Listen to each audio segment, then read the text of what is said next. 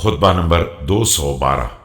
آپ علیہ السلام کے خطبے کا ایک حصہ جس میں اپنے اصحاب کو اہل شام سے جہاد پر آمادہ کیا ہے۔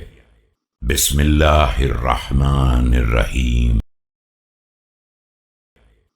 اللهم أيما عبد من عبادك سمع مقالتنا العادلة غير الجائرة والمصلحة غير المفسدة في الدين والدنيا فأبى بعد سمعه لها إلا النكوس عن نصرتك۔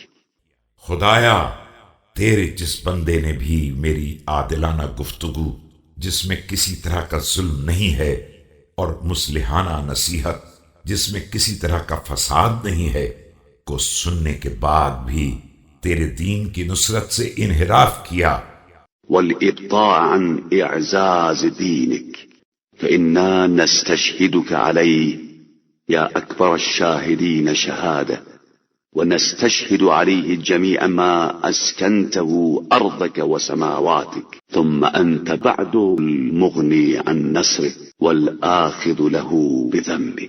اور تیرے دین کے اعزاز میں کوتاہی کی ہے، میں اس کے خلاف تجھے گواہ قرار دے رہا ہوں کہ تجھ سے بالا تر کوئی گواہ نہیں ہے، اور پھر تیرے تمام سکان ارض و سما کو گواہ قرار دے رہا ہوں۔